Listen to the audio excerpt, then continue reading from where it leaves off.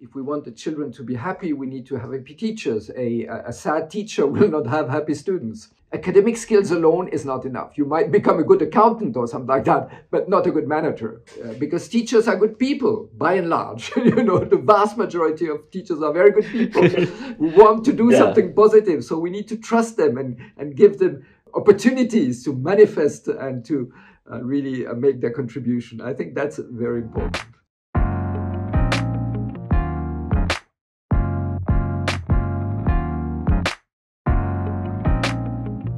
Xin chào mọi người, quay trở lại với Edutation, trạm giáo dục đến từ Vietcetera. Mình là Hùng Võ, là founding board member của Embassy Education, đồng thời là host của chương trình mùa đầu tiên.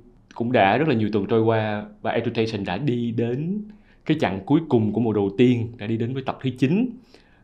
Và hôm nay thì Hùng rất là vinh dự được mời đến Education, một trong những cái người mà Hùng rất là kính trọng và cũng rất là ngưỡng mộ về những cái sức ảnh hưởng cũng như là những cái nỗ lực của thầy trong đem đến những cái khái niệm về giáo dục hạnh phúc trên toàn thế giới cũng như là tại Việt Nam.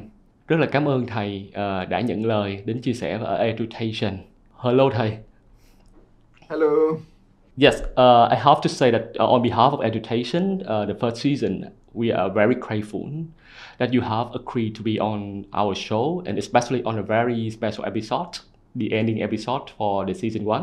Thank you very much for the invitation. Chắc là cho Hùng dành một ít thời gian để chia sẻ một chút thông tin về tiến sĩ Hà Vĩnh Thọ. Tiến sĩ Hà Vĩnh Thọ là nguyên giám đốc chương trình tổng hạnh phúc quốc gia Cross National Happiness của Bhutan. Thầy cũng là nguyên trưởng phòng đào tạo Ủy ban chữ thập đỏ quốc tế ICRC.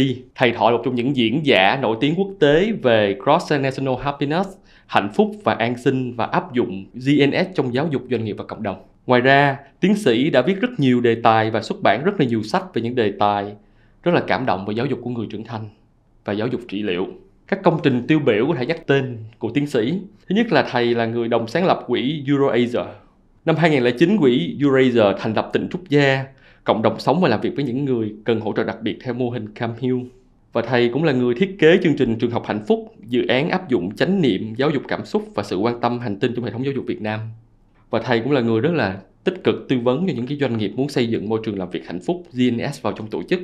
Và không thể không nhắc đến là một thầy có vừa xuất bản cuốn sách rất có ý nghĩa trong năm vừa rồi, đó là cuốn Con đường hạnh phúc. Trong suốt 8 tập vừa qua thì chúng ta đã bàn rất là nhiều về tương lai của giáo dục, bàn về những kỹ năng cần trang bị cho người trẻ ở những cái độ tuổi khác nhau trong một cái tương lai bất định để trẻ có thể thành công và hạnh phúc. Thì ở cái tập cuối này ekip của Edutation thì được truyền cảm hứng bởi một đoạn chia sẻ của thiền sư Thích Nhất Hạnh. Thầy giáo, cô giáo thường chú tâm vào những nhu cầu của người khác hơn là của chính họ. Có thể chúng ta rất tâm huyết với cái nghề và hòa mình vào vai trò của giáo viên đến nỗi chúng ta quên luôn điều căn bản nhất. Chúng ta cũng là một con người. Tất cả chúng ta đều có nhu cầu và quyền lợi của con người là dành thời gian cho mình, trị liệu khổ đau và chế tác hạnh phúc cho chính mình. Đúng như vậy, có nghĩa là không chỉ dừng ở những thầy cô mà còn cả cái chuyện là cha mẹ cũng nên trở thành những người hạnh phúc để có thể nuôi nấng những đứa con hạnh phúc. Và đó là lý do vì sao chúng ta có buổi trò chuyện với vị khách mời đặc biệt, tiến sĩ Hà Vĩnh Thọ. Actually, we just did mention that we use a quote from Zen Master Thích Nhất Hạnh to talk about the importance of happiness in teachers. Teachers are the kind of people who are very dedicated and devoted to raising the kids and making the kids happy, but sometimes they forget. They also need to be happy. From that kind of thought, we extend that it's not just about teacher, it's also about parents. If we want to raise happy kids, we have to be happy parents. We have to be the happy teachers. Even the kids, they can use us as a mirroring to understand about the happiness and start cultivating the happiness journey.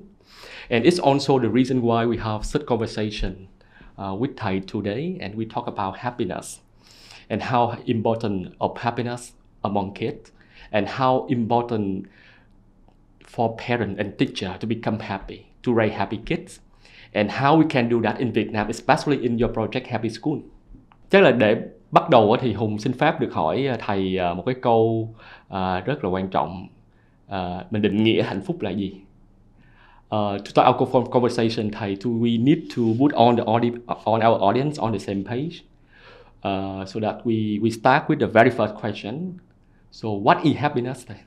So happiness is a very deep concept, because actually to be truly happy, not just superficial pleasures, but really a deep, true, lasting happiness, it needs three basic conditions. The first one is to live in harmony with oneself. It means to know our values, to have emotional security, to know how to master our own emotions and transform them, and to live a life that is aligned with our values and our highest potential. So living in harmony with oneself is the first component of happiness. The second component of happiness is living in harmony with others and with society. Because we know both from our own experience and also from a lot of research that the quality of our human relationships is actually the most important factor for our happiness and well-being. So if we have good, strong relationships with our family, with our friends, with our colleagues, with our fellow teachers, with our students, with our parents, with our children, so the quality of these human relationships, friendship and love and trust and kindness and confidence and gratitude, these qualities play a very important role in our happiness. And thirdly, happiness requires to live in harmony with nature. We know we are facing a major ecological crisis, climate change crisis. And if as humankind we don't manage to live in harmony with nature, then there will be no future, therefore no happiness. Yeah. Em rất là cảm ơn thầy đã có một cái sự chia sẻ rất là rõ ràng và rất là hệ thống về cái định nghĩa về hạnh phúc. Một cái khái niệm mà giống như thầy nói nó rất là sâu và nó rất là khá là trừu tượng. Thank you for very systematic answer and very clear answer on what is happiness, thầy. Thì em rất là muốn đào sâu hơn với một cái câu hỏi mà em nghĩ nó sẽ trúc trắc hơn một chút á. Đó là nếu như vậy thì mình có thể xác định được á một người nào đó có hạnh phúc hay không, và liệu rằng mình có cái cách nào đo lường cái sự hạnh phúc của mọi người không, dựa trên cái quan điểm của thầy, đặc biệt là cái người vai trò là cái người là nguyên là giám đốc chương trình quốc gia hạnh phúc của Bhutan. So if we can define happiness in that way, can we define whether someone is happy or not, and can we measure that?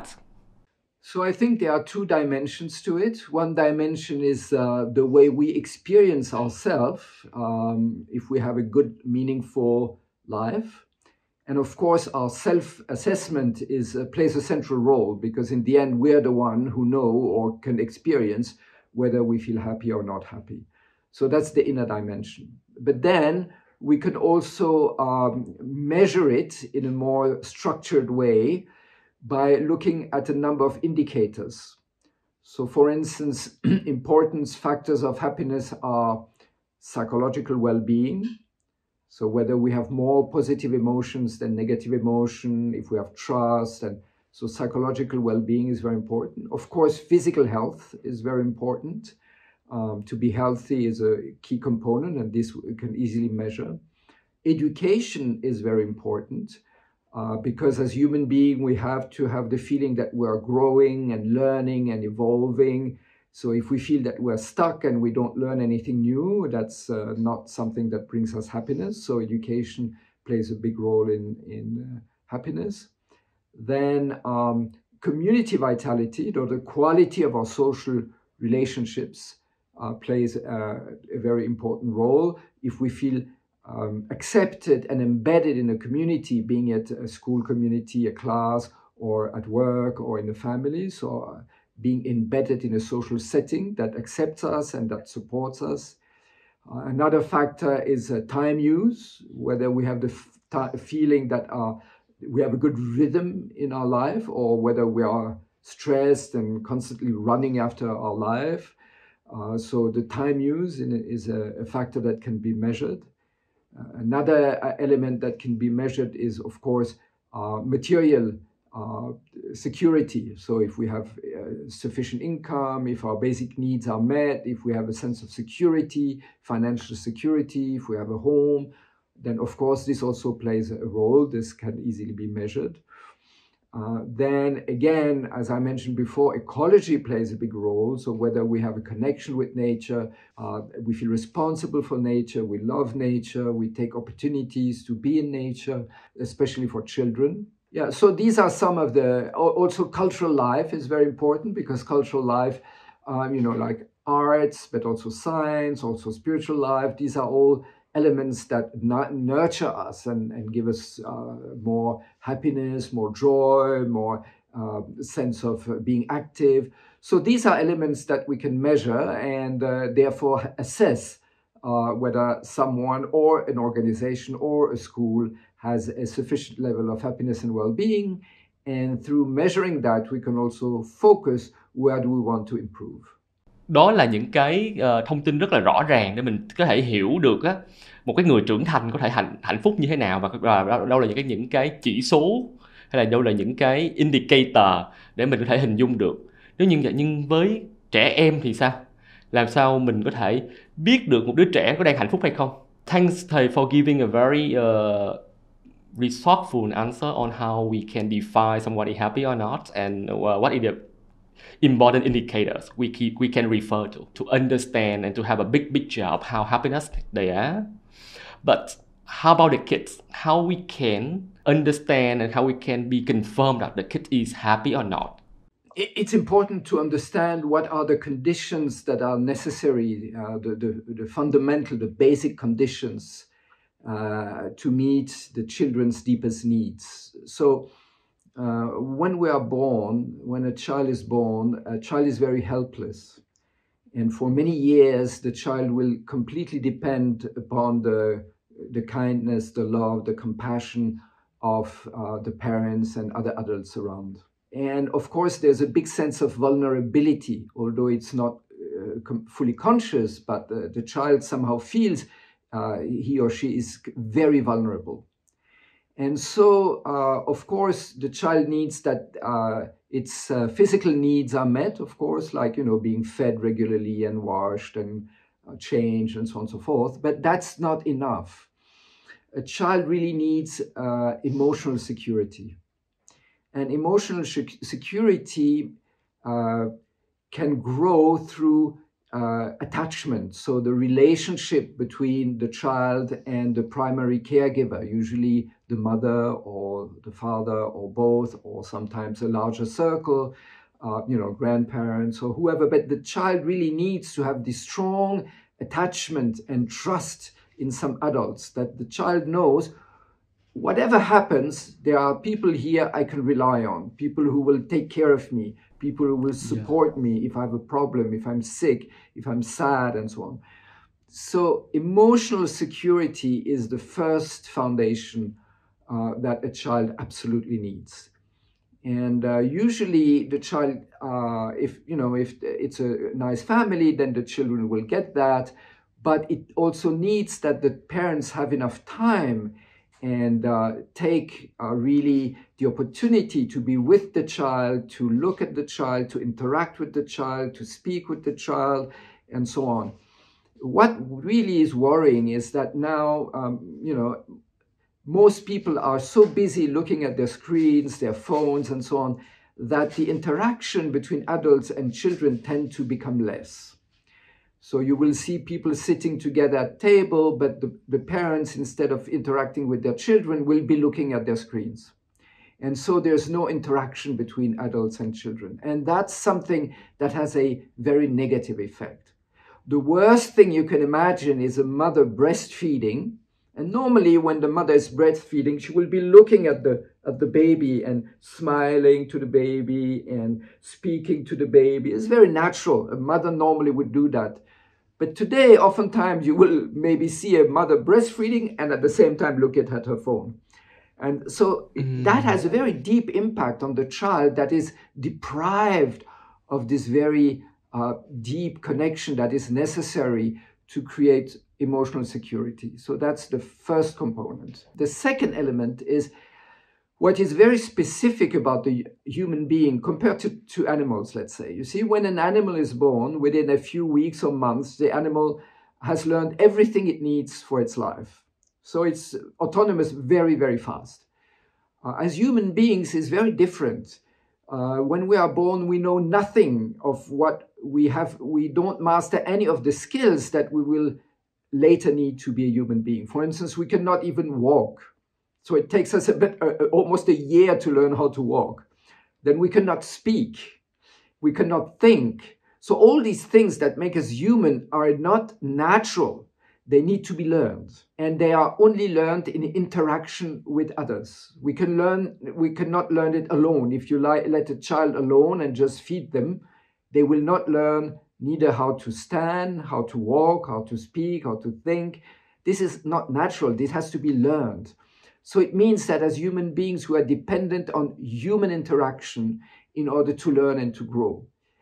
But the very special thing about human beings is that we never cease learning or growing.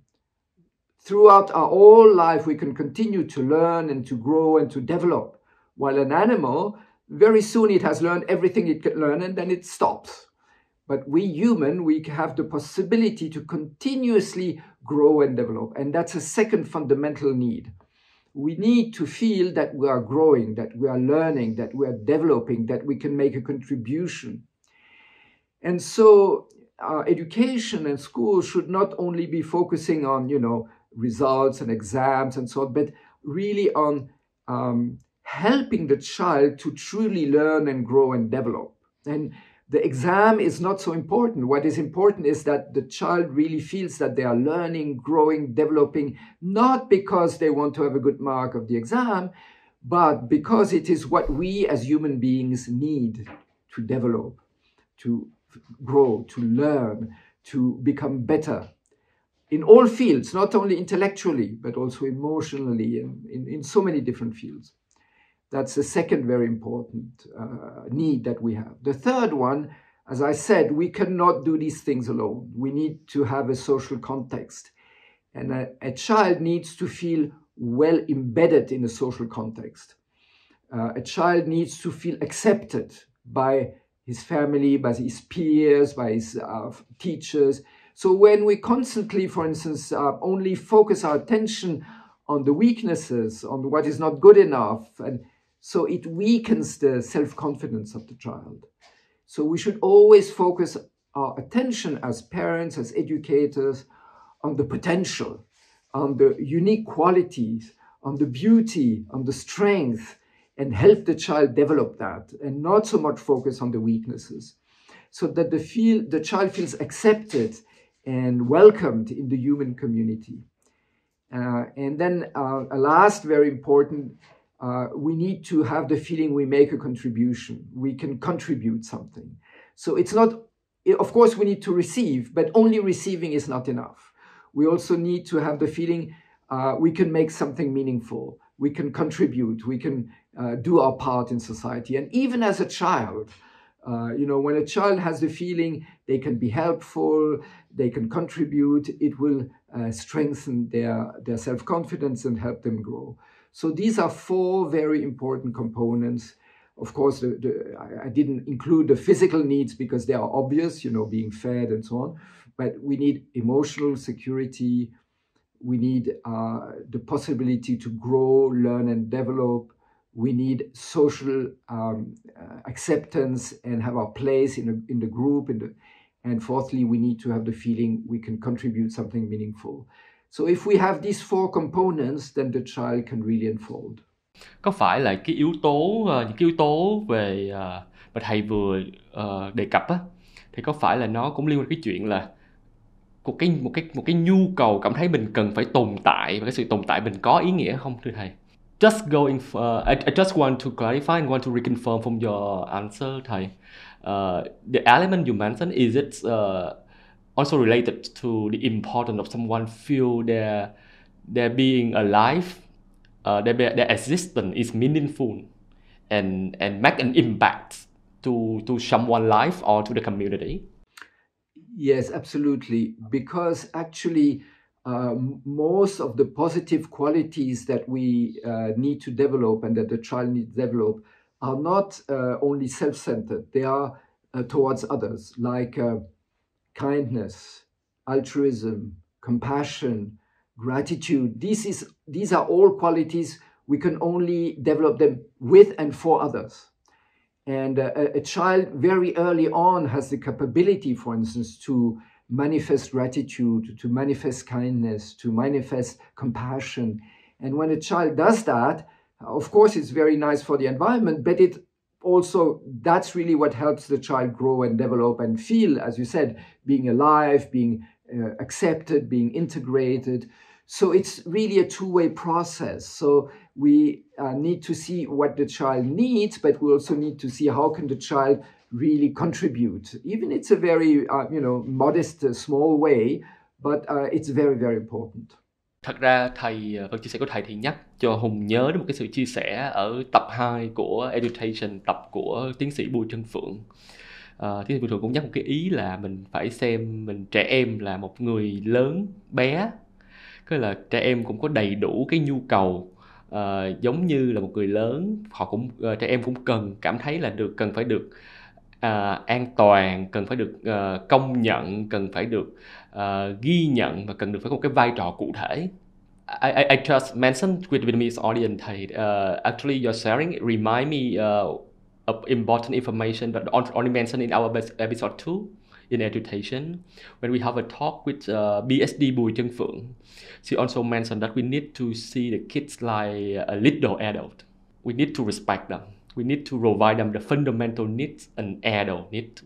Don't take the kid for granted and say, hey, because they are just a kid, so we don't need to pay a lot of attention to their emotion, to their need for recognition, appreciation, or contributing something. Thanks for reminding education audience for this important message. Thầy đi tiếp trên cái phần chia sẻ của thầy á, thì Hùng nhận thấy rằng á, có những ý rất quan trọng ở đây. Thứ nhất là có những cái yếu tố mà mình thấy là không được thầy đề cập mà không được đặt nặng trong cái giáo dục của mình. Ví dụ như là về sự tử tế nè, về sự biết ơn nè, về cái sự lòng trắc ẩn nè. Đó là cái thứ nhất. Cái thứ hai nữa, Hùng cũng thấy được là thầy có nhắc được là một cái trẻ nó phải học cái cách manifest, có là cách thể hiện ra được. Thì Hùng sẽ muốn hỏi thầy á là tại sao những cái yếu tố đó nó quan trọng như vậy, và khi mà nó bị vắng bóng trong giáo dục á, hay là chưa được chú trọng đúng mức á, thì nó sẽ có những cái hậu quả gì, và cái chuyện mà học cái thể hiện ra thì nó quan trọng như thế nào. From your sharing, I understand that there's some very important elements like kindness, like gratitude, like altruism, like compassion are very important. But it's quite missing in our focus of Vietnamese education now. You also raise the importance of teaching the kids, teaching the children how to manifest such kind of things. So I have a question. If the kids hasn't been taught and hasn't been emphasized the importance of these elements, and they don't know the way how to express that, how to manifest that, what impact we can see from the kids? The teachers and the parents need to embody these qualities in order for the children to be able to develop them. If we want the children to be happy, we need to have happy teachers. A sad teacher will not have happy students. Likewise, if the teacher doesn't embody qualities such as kindness and friendliness and gratitude and appreciation, then the children will tend to replicate the kind of behavior that they see around them. The children are like a sponge, if you want. The children imitate. So if you put a sponge into a blue liquid, the sponge becomes blue. If you put the sponge into a red liquid, the sponge becomes red. So if you put the child's mind is still very open, very receptive. So if you create an environment of kindness and gratitude, appreciation, and so on, then the child will very naturally develop that without you having to sort of, tell them It's not about telling you should be, or it's not like pointing finger and saying you should be kind, you should be this, you should be that. No, that doesn't work. You have to embody it and create an atmosphere where the child can soak it in.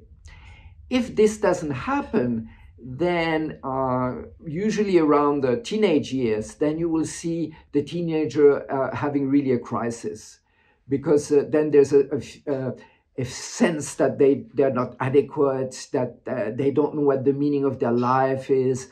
They might, start taking drugs or drinking alcohol, smoking cigarettes, or going out, or not working properly. But these are just manifestations. These are just symptoms. So, of course, you can forbid cigarettes and alcohol and drugs and whatever, and you should. But that's not the solution. The solution is to go to the root. And the root is this, that the child, the teenager feels dissatisfied, doesn't know where they belong, don't feel that they can make a contribution, don't feel emotional security, and so on, what we have described before. And then they will grab to these outer substitutes, like alcohol and drugs and so on. So I think it's very, very important, because for the well-being, and we know teenage years is not an easy time in life. And if we want our teenagers to feel well and be happy and be harmonious, then we have to prepare that from childhood on. And these qualities that we have mentioned have to be developed from early childhood on. And then naturally, then the teenager will be able to, when it becomes more autonomous, to do it from within. But in the beginning, it has to come from outside as a kind of positive influence. Như vậy thì Hùng cũng muốn hỏi thêm thầy, như này theo thầy là chúng ta phải có một cái hệ thống đo lường giáo dục khác đi không ạ? Cho trẻ em, thay vì chỉ đang đo dựa trên cái năng lực học thuật giống như hiện tại. I have another question. Do you think that we need a new system of measuring the kids' performance instead of just focusing on academic achievement, like we have been through in our country so far? Well, you see, this is not a specific problem of Vietnam. This is worldwide. There is something that is called PISA. This is a comparison of educational systems of international basis. It's run by the UNESCO, so a UN agency. So they are comparing educational systems in terms of performances, especially mathematics, science, language, writing skills, speaking skills, and so on. And then they compare countries. In 2016, the UNESCO Office for Asia, which is based in Bangkok, did a survey of many Asian countries. And actually, many Asian countries rank very high in terms of PISA academic results.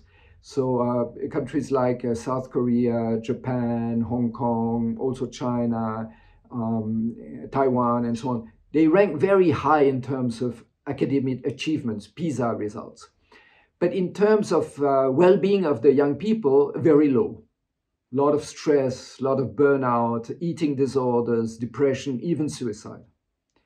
And so the UNESCO Bureau, who is in charge of education, really thought, wow, that's very strange, because, we measure the quality of education by these PISA results. These countries have very high PISA results. So we would tend to say, okay, all countries should copy these kind of models. But when you look at the well-being of adolescents, especially, because PISA is done with 15 years old usually, is very low. And so they started wondering, what's the problem? And that's where the idea of happy schools first came up internationally. And we had been working with Bhutan on the gross national happiness in education program, so trying to bring happiness into schools.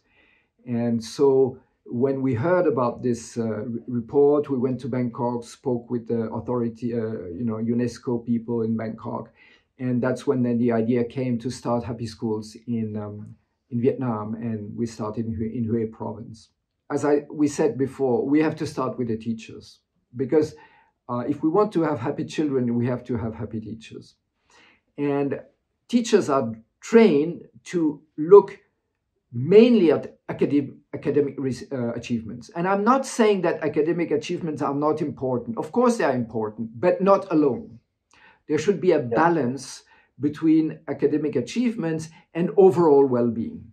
Because if somebody is very successful academically, but a very unhappy person, they will not have a good life. And we know from a lot of research that next to intellectual intelligence quotient, emotional intelligence is very, very important. And even for a successful life, even professional successful life, emotional intelligence plays a central role. In school, we are focusing on competition. So who has the highest mark, right? So we are trained over 10, 12, 15 years to focus trying to be the best. When you arrive in the workplace, what people need is to be good team players.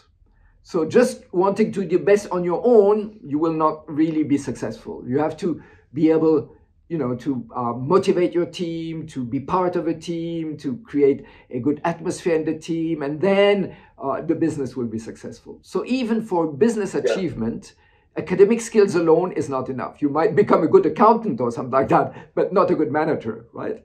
Manager, you need social skills, you need emotional skills. Good managers are people who are good with people, not only good with techniques, And so we need to focus on this skills of emotional intelligence all through education, because they play a role that is as important and sometimes even more important than purely academic skills.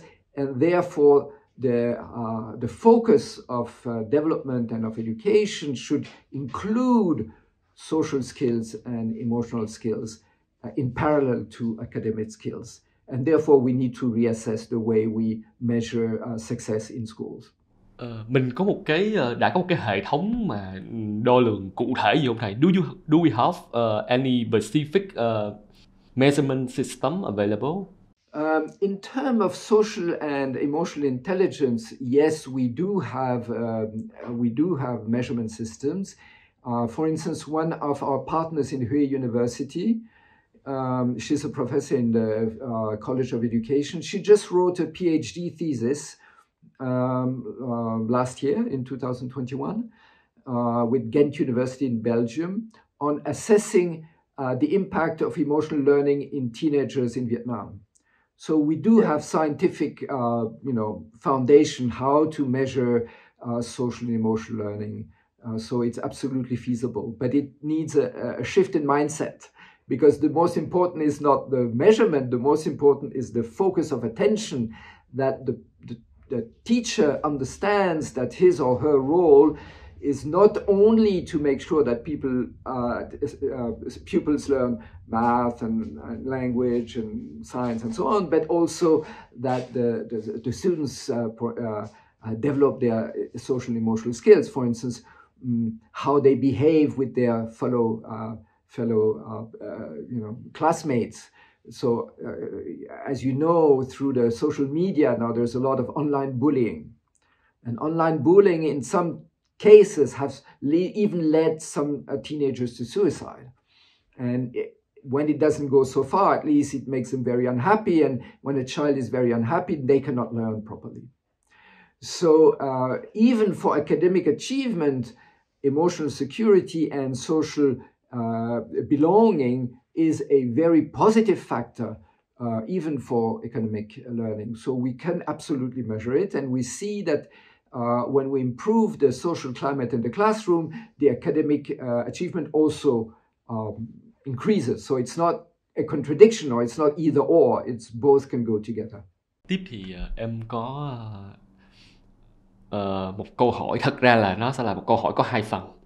Cái phần đầu tiên á, thì em rất muốn biết là đâu là những cái cản trở, đâu là những cái rào cản chính á, mà khiến cho thầy cô không trở thành những cái thầy cô hạnh phúc. Và phần 2 của cái câu hỏi này á, thì em rất muốn hỏi là dựa trên cái kinh nghiệm thực tế của thầy á, khi mà vận hành cái trường học hạnh phúc ở Huế á, tại Việt Nam á, thì đâu là những cái rào cản cụ thể của những giáo viên tại Việt Nam. I have one very big question. It has two parts. The first part, I want to get from your insight and understanding what are the key barriers or preventing the teacher from being happy? And the other part of this question is about, I want to take more insight into Vietnam education, because I know that you run a happiness school in Huế. And for Vietnamese teachers, what are the specific barriers for them from being happy? I've met a lot of teachers in Vietnam and also internationally. And what I observe is that when young people decide to become teachers, usually they do it with a lot of enthusiasm and with a high ideal, because somehow they want to contribute for the next generation. Most teachers really love kids, and they do it because they really want to make something meaningful. And of course, being a teacher is one of the most meaningful jobs you can have, because that's really, preparing tomorrow's society. So usually when young teachers start, they come with a lot of enthusiasm, idealism, and so on. But more often than not, after a couple of years, this, enthusiasm sort of diminishes. And then you meet many teachers who are kind of lost a little bit the meaning of what they're doing. And I think there are different reasons. One reason is that teachers don't have enough autonomy. So, school programs are usually, in most countries, they are developed at national level, Ministry of Education and so on. And then the teachers are mainly just implementer. They don't have a lot of freedom. And so there's a tension between the fact that the teacher actually knows the children very well, because he sees the children daily in the classroom, but then he or she is not free to do what the child actually needs. They just need to implement a program that has been decided somewhere else by people who are usually working in offices. And even if they have been teachers in the past, usually they are not teachers anymore. So they are, basically they are bureaucrats deciding what's going to happen in the classroom, which on one level is understandable and is necessary, because we need to have a nationwide program, absolutely. But I think we need to create more space of freedom, innovation, possibilities for teachers not only to simply implement blindly what they are told to do, but to be able to have new ideas, try out things, perceive the needs and the children and adapt to these needs. So for instance, Happy Schools, that's what we're doing. We are not delivering a ready-made curriculum. You have to do A, B, C, D. That's not what we're doing. We are helping teachers to experience for themselves, for instance, what happiness means, what social emotional learning means, what mindfulness means for themselves. And once they've experienced it for themselves, we tell them, so how would you do that with your children? And they are the one inventing the exercises, finding ways to implement it. And they get very enthusiastic. They are very committed, because they feel they have the possibility to contribute in a very original way according to their understanding. So that's one element. The second element is that because teachers are rated according to the academic achievement of their students, they only focus on academic achievements. And as we said before, academic achievements alone, although they are important, they are not sufficient.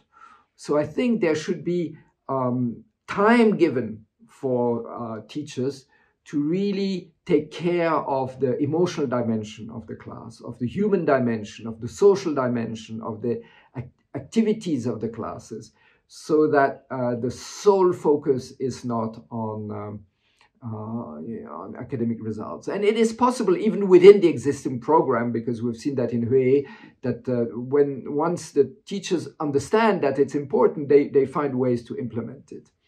And they find ways to mobilize their classes. For instance, I mentioned that the third condition of happiness is living in harmony with nature. And in Huế, in the schools, we have seen many great initiatives of schools starting to having a school garden where they are growing flowers and vegetables, or if they don't have land, to do it in their classrooms. And then they did ecological campaign, like saying no to plastic. And then the kids build themselves little bags so that when they bring snack in the school, they don't do it in a plastic bag, but in a self-made paper bag or maybe a bag made of material that they do themselves. So little things where both teachers and students take initiatives and contribute in a positive way to the to society and to the problems of society. We need to trust the teachers and don't have the feeling we have to control them all the time and tell them what to do. Yeah. Because teachers are good people, by and large. The vast majority of teachers are very good people who want to do something positive. So we need to trust them and give them opportunities to manifest and to really make their contribution. I think that's very important. Rất là cảm ơn thầy. Nhưng mà em đang hiểu là đây là những cái rào cản và một cái cách thức mà để cho mà giáo viên họ tìm thấy được cái hạnh phúc trong cái việc giảng dạy của họ. Nhưng mà em cũng muốn thắc mắc về cái chuyện là về yếu tố cá nhân họ thì sao, as a human being, as một cái con người bản thể. I'm just a little bit curious, thầy. We are talking about the barriers and maybe we also from these barriers we find out some kind of solution to help the teacher to cultivate back the happiness in their teaching. But how about their own happiness as a human? Exactly, that's very, very important. And that has to do with self-care. So as teachers, we are trained to care for others, which is very good and very important. And we should take care of others. As an adult, we should take care of the children, for instance. But if we are not able to take care of ourselves, how can we take care of others? As we said before, if I'm not happy, there's no way I'm going to make my children happy. If I'm stressed, there's no way I will be able to prevent stress in the classroom. And teachers, like many professionals, are overworked. And so we need to give them the tools, the right tools, how to take care of themselves. And there are simple tools that are readily available. For instance, the practice of slowing down and stopping. So usually, we are so busy, we run from one thing to the other and we're already thinking about the next and so on. But regularly during the day, take moments to stop, come back to ourselves. So one very easy way to do it is coming back to the feeling of our body and being aware of our breathing. And it can be just a few seconds, just, okay, I breathe in, I know I'm breathing in. I breathe out, I know I'm breathing out. So I slow down, I come back, and then I observe what is actually happening in me right now. Am I nervous? Am I stressed? Am I angry? Am I tired? Just observing and then accepting that's the way I feel right now, and then letting go. So this kind of self-awareness and care for oneself, then taking enough time, to within a week, let's say, to do things that will nourish me. For some people, it's maybe listening to music. Someone else is going for a walk in a park. For someone else, it will be having time with my family or with my loved ones. Whatever it is that nourishes me. What we do in the Happy School program, we really teach teachers to take good care of themselves. And not feeling bad about it, because if they take good care of themselves, it's the best way to be able to take good care of the children. Again, only a happy teacher can have a happy classroom. So self-care is not something egoistic. Self-care is something actually very altruistic. Thầy có thể giúp cho em cũng như là những cái bạn mà khán thính giả theo dõi cái podcast này hiểu rõ hơn về cái từ self-care không thầy? Can you give us an education and on the audience understand more about the self-care? Because I believe it's very helpful for all the audience to watch and hear this podcast. Self-care has to do with the first dimension of happiness, which is living in harmony with oneself. And so there are several components. One component is a component of alignment. If I have the feeling that what I do in life is a manifestation of what I really care for, what my values, my highest aspiration, if I have the feeling that I can make a meaningful contribution in society, then that's a very good foundation. So it's a foundation of meaningfulness. One tool that is very important for self-care is mindfulness. So as I said before, the rhythm of modern life is much too fast. You see, in the past, when our ancestors still lived in the village, their rhythm was the rhythm of nature. So it didn't mean that peasants don't work hard. They work very hard, but they don't work hard all the time, and they don't run all the time. Because there are times in the cycle of the year where you have to work very hard. Let's say you have to harvest the rice, and then you have to really work hard. And then when this is done, you have moments that are more leisurely, where you have more time, right? So we need to have a good rhythm in our life. And we have lost the connection with natural rhythm because of technology and urban life. So we have to create intentionally a good rhythm in our life. We should have enough sleep in a good rhythm. When we eat, we just run and then stand somewhere and eat very fast and then run to the next thing. No, we need to take time to eat properly, at least once a day. And so in all our activities, to try to, it's very interesting to make like a diary. You look back at the last week and make a diary. What have you done from morning to evening during the week? And see what days did you have a good rhythm, which is a balance between, for instance, intellectual activities and physical activities, work and rest, leisurely time and work time, time with family and time for oneself, and so on. So, and try to balance, find a good balance in our life. So balance is very important. Another dimension that is very important to self-care, so I said mindfulness, yes? So to be aware of oneself, to be aware of our emotions. In self-awareness, there are two components. One is, how do I deal with difficult emotions? When I'm angry, when I'm sad, when I'm nervous, when I'm jealous, whatever it is. So to learn how to deal with our negative emotions, and that's quite an important part of the Happy School training program. And the other side is how to cultivate consciously positive emotions, because we can just wait until they come randomly, but we can also learn to cultivate, to nurture positive emotions, like gratitude, like kindness, like generosity, and so on and so forth. So when we learn to reduce the negative emotions and increase the positive emotions, our overall well-being will grow significantly. And that's a very important part of self-care. And then, as we said before, self-care is not something only related to myself, it's also related to my relationships. Let's imagine we are married and we have a spouse, a husband or a wife. And then, when you're newlywed, you're so happy and you take a lot of time with your spouse. And then after a few years, you're so busy and you tend to forget a little bit about your spouse and you're busy with your career or whatever it is. But human relationships need time. They need attention. They need to be nurtured. They need to be taken care of. Being it friendship, love, relationship with your parents, with your children, with your spouse, you have to invest time in it. You have to be willing to take the time it takes to nurture the relationship. Otherwise, it will disappear. It will vanish.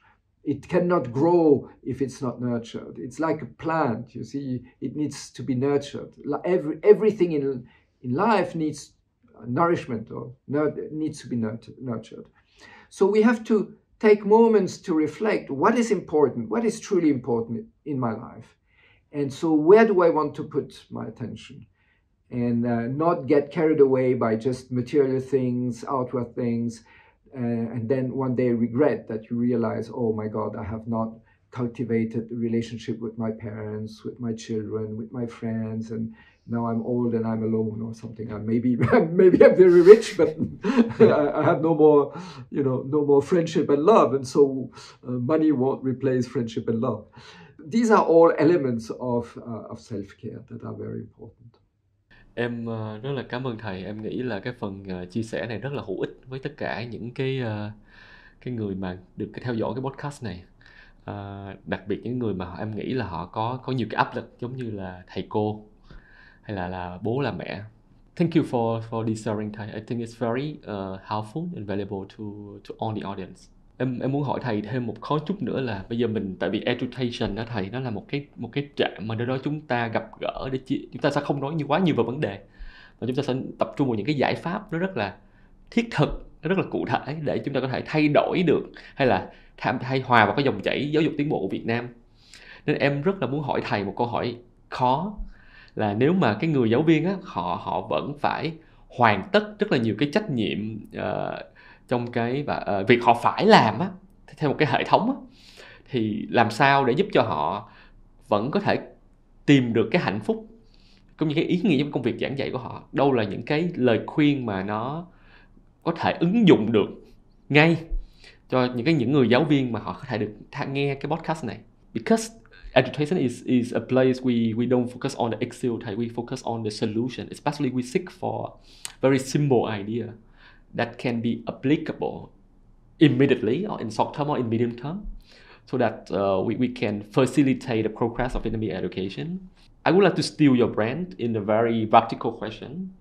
If the teacher, they have to spend more of the time on the compulsory task due to the system, so what can they do to keep cultivating the happiness and the meanings in the teaching career, so that they will not lose their enthusiasm and passion they have from the beginning of their career?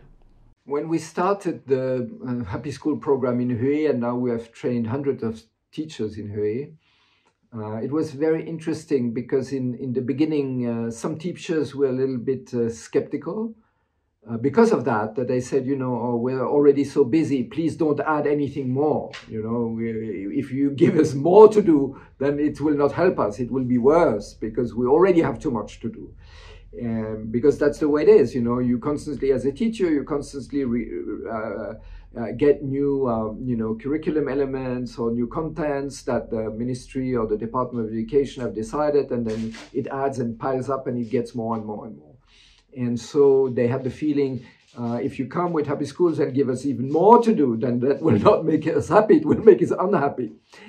So that was the sort of initial, a little bit, some teachers were a little bit reluctant, a little bit worried that we were adding to their task. Because I've been a teacher myself for many years, I can totally sympathize with it. I know exactly what the life of a teacher is. I'm not coming from outside. I'm an insider in the education business.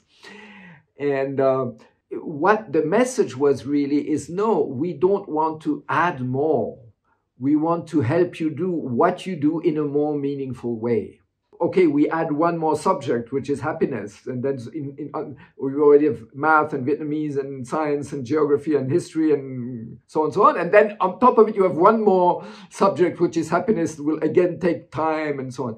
So that's not exactly like that. It's more that we help them focusing the way they do what they do. Let's say, for instance, it starts with the beginning of the day, when they are welcoming the children in the class. So I don't know if you have seen, we have a little film, which is a film about happy schools. If you have not seen it, we can send you the link, and you can also share the link with your audience. It's about, half an hour, so it was filmed in Hue. And there you can see how, for instance, the teachers who have been going through the Happy School program, they stand at the entrance of the class, and then they greet each child, and they greet them in different ways. So the child can decide whether they want a handshake or just a fist bump, or maybe they need a hug, and they can get a hug. So it begins at the beginning of the day. It takes no time, because anyway, you have to welcome your children, but you do it individually, and then it's a moment where you can start to feel how the children feel. That's one thing. Then, when we begin the class, we begin with a moment of mindfulness. So then all the children are centered and quiet and concentrated. And then actually, it's not a waste of time, it's a gain of time, because then when you're teaching, the children are much more present because they're more concentrated. So a moment of mindfulness is very helpful. Just a few minutes. Then we do things like weather report. So you can do it orally, so that each child just says shares how they feel this morning. Or some teachers have created little cards, and the children can put up the cards saying, today I'm happy, today I'm sad, today I'm tired, today whatever. And then the teacher has the overview of the emotional atmosphere in the class. We had the example of a little boy. He did not do his homework. So, of course, the teacher was scolding the little boy. It didn't help. Still, he was not doing his homework. And then the teacher wrote a note to the parents saying, oh, it's impossible. This little boy never does the homework. So when the boy got at home, he got scolded again. That's very common, this kind of situation. Then when the teacher introduced this emotional weather report where the children can share how they feel and why, at one point the little boy shared that his parents have a very difficult situation. They're on the verge of divorce, and there's a lot of arguing at home, a lot of shouting. There's a very bad atmosphere. And therefore, when the little boy comes home, he cannot really do his homework because there's, noise and shouting and bad atmosphere. And so he's very sad, and then he goes to school, and then he gets scolded again. So it gets a vicious circle. It gets worse and worse. But then once the teacher understood that, then it was very simple. She said, okay, then after school, if you want, you can stay, half an hour or so in the class and do your homework quietly, and then you go home. And it was a very simple measure, but it changed his life. The teacher didn't feel that this little boy is, useless, he's a bad boy, you have to scold him. No, it's just a sad little boy. And when somebody's sad, you don't scold them, you console them. You try to be kind with them because they're sad. The emotional dimension is so important in our life. If we don't take care of it, we're missing something. And this doesn't take any time. It's just the way you do things. So likewise, when, for instance, the teacher is teaching, let's say, literature, then they can choose texts that emphasizes good qualities, human qualities, and or poetry that is uplifting and things like that. So it's more a focus rather than adding something else. It's more being aware that the task of a teacher is also to take care of my own well-being and of the well-being of my children. Thank you for making it very, very accessible and very affordable, Thầy.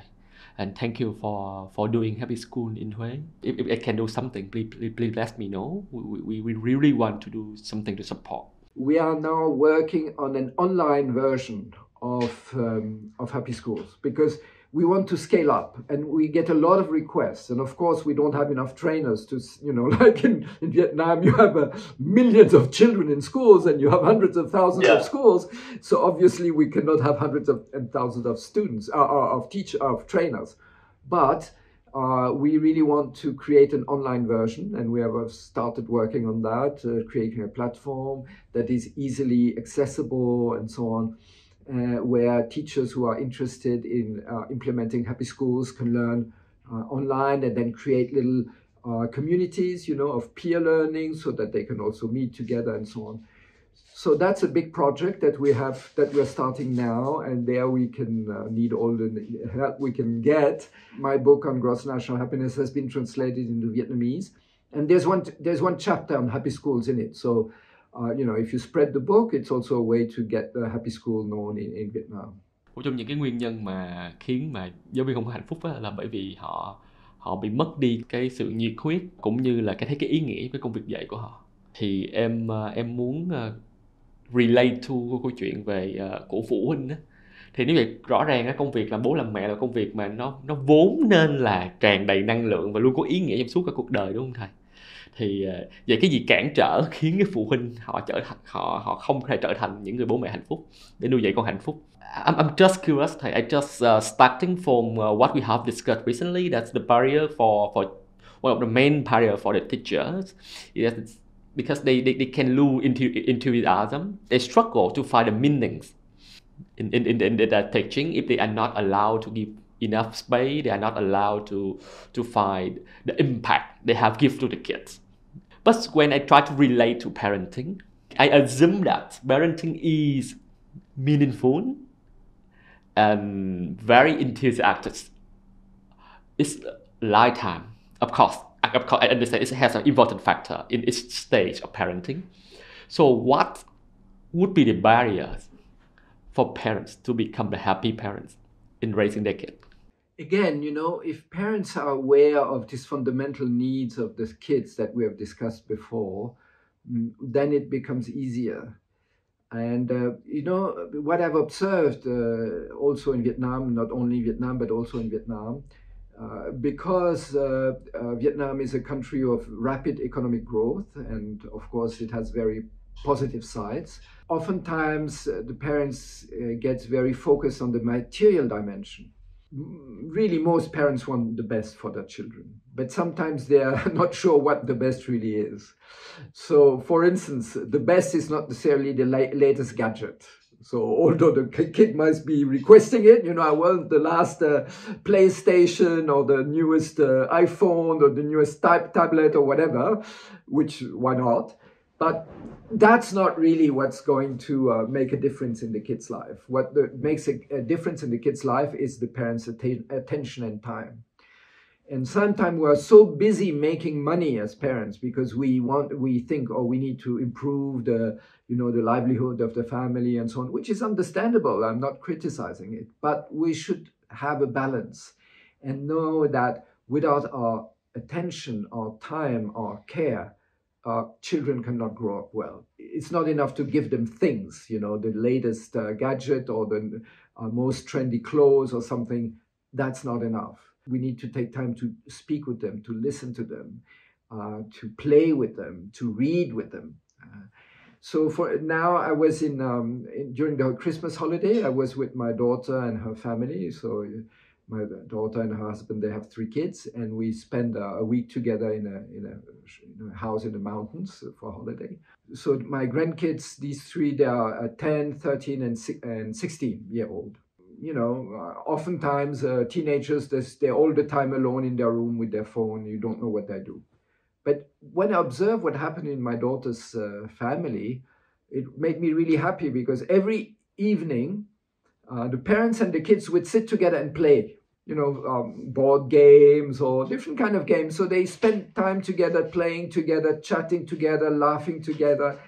And I felt, wow, that's such a blessing for these kids, that they're not alone in their room looking at the screen. They are like in the family circle. The parents are there, the grandparents are there. We are all doing things together, we are chatting together, we are playing together.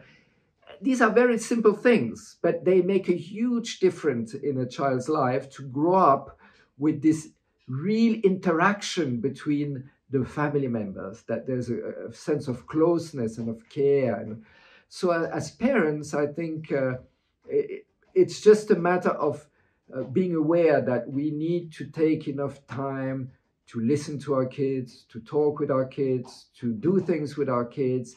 Let's try to focus on their positive qualities, not always saying, why are you not good enough in math, or you should work more, or whatever, but really start focusing on what they're good at, what they love doing, and supporting that so that the child feels recognized, feels supported, feels loved. This is really the best we can do for the children. Em rất là muốn biết là liệu rằng có những cái gánh nặng nào á của một người làm bố làm mẹ cũng như là một người làm thầy làm cô á mà nó ảnh hưởng đến cái hạnh phúc của họ. I just want to ask from you for more insight on what are the key burdens of being parents and being the teacher that popular and typically affecting the quality of happiness among the parents, among the teacher. It has a lot to do with the feeling of not having time, of being stressed, of being overworked, of having too much to do. As I said before, to find a more harmonious rhythm in our life. And the way to do it is to set clear priorities, because oftentimes we are mistaken what is really important. So You know, we think, oh, I have to do this, I have to do that, I have to, you know, so we are getting constant requests, and in our time it has become worse, because even if we are at home or we are on holiday, we still have our iPhone or our computer or our tablet, and then we get emails, we get you know, messages, we get this, we get that, and we're never really quiet. You know, to be able to set time aside for ourselves in terms of self-care, and take time aside for our loved ones, where we'll not be interrupted and will not give priority to the phone or to the tablet or to mail, but we will give priority to the person in front of us. It's a very good starting point, you know. So it's really this balance between, of course, we have to do what we have to do. That's the way it is. But also taking time for self-care and for care for others. If we think about it, I don't think that anyone, once they are on their deathbed and they know it's time to go, will look back in their life and said, oh, I wish I had spent more time on my phone, or I wish I would have spent more time in my office, you know. Usually people will think, oh, maybe I should have spent more time with my kids or with my parents or with my friends or with my loved ones, right? That's the kind of regret we might have one day. Certainly not, oh, I wish I would have bought a bigger car or something, or I wish I had spent more time, you know, managing my career, you know. So let's not wait until it's too late. But now we're still alive and we still have time. Then get our priorities straight and say, what is truly important in my life? What really makes me happy? And make sure we give it enough time. And if we are parents, definitely our children are a priority, because soon enough they will be away from home. And then we'll say, oh, too bad we didn't take more time with them whilst they were here. Now they are gone, you know. I just feel for in Vietnam now, we the parents being parents and being the teachers go with a lot of burdens and a lot of expectation from society, from all over the places, from your insight and from your wisdom. How we, as a parents and a teacher, we can release the unnecessary burden to make them happy. So I think a lot of the burden is also self-imposed burden, because maybe we have unrealistic expectations towards ourselves and towards our children. So our children are not here to fulfill our expectations. Our children are here to live out their life. And we are here as parents, as educators, to support them. We cannot guarantee that our children will be successful or whatever. In the end, it's their responsibility. But what we can do is do our best to support them to develop in a harmonious way as full human beings. I think it's very important also not to let social expectations be too much of a burden on us. Maybe we're expected to be rich, to be very successful, to have a high social position, and so on and so forth. In the end, what really makes a difference is whether we have a happy life. Then all these outer, you know, outer success, social position, fame, and whatever, this will all pass. But our own sense of being a good human being, having done the best we could in our life, being kind with the people we are with, contributing in a meaningful way to society, these kind of values are more important than like outer social expectations. So we should not let outer social expectations dictate what we do and how we behave, and really more found in ourselves, in our own values, in our own, is meaningful for us. What brings us happiness? What brings happiness to our loved ones? These should be our guiding stars, if you want. You know, when I was young, I was very blessed. I'm the oldest son in the family, and so my father's Vietnamese, so you know how it is. The oldest son is expected to somehow be successful because of it's the family inheritance or something like that. And I was very happy, very blessed, because although there was this kind of, you know, tradition, my father left me very free and told me, do whatever you want as long as it makes you happy. And that was a very, very generous message from him. That he didn't tell me, you have to become a lawyer, you have to become a doctor, you have to become this, that. He didn't tell me that. He told me, do whatever you want as long as you really love doing what you do. I learned from him, and I did the same with my children. When my children grew up, I didn't tell them, you should study this, you should study that, you have to be famous or rich or whatever. I really tried to support that they do what they love doing, that they, be good people is more important than being successful outwardly. And my children are both successful and very good people, but there was no pressure from us on them to become this or become that. It was just follow your heart and do what you really believe in. And both did it, and they have good lives and also good jobs, but not because of my pressure, but because they really followed what they wanted to do. So I think, trying to not to be too conformist, not to, obey too much to social expectation, and rather more looking inward and looking also what our children really want, and each child is different, accepting the difference and supporting their difference. And I think that can be very helpful to lift this burden of feeling, oh, we have to achieve this, we have to achieve that. That's a burden for the kids, that's a burden for the parents, and be a bit lighter about it, knowing that in the end, what really matters in life is to be happy. Rất là cảm ơn thầy vì cái phần trả lời này. Em nghĩ là đây là một cái thông điệp mà rất là ý nghĩa để cái kết thúc cái tập chính của Edustation, cũng như là kết thúc cái mùa đầu tiên của Edustation. I'm very grateful for this answer, thầy. It actually turns out to be a very meaningful message to end this conversation and also to end the whole season of Edustation. I think it's a very important message to all of us, to all the audience. Maybe they can be the parents, they can be the educators, or they can be the youngster themselves.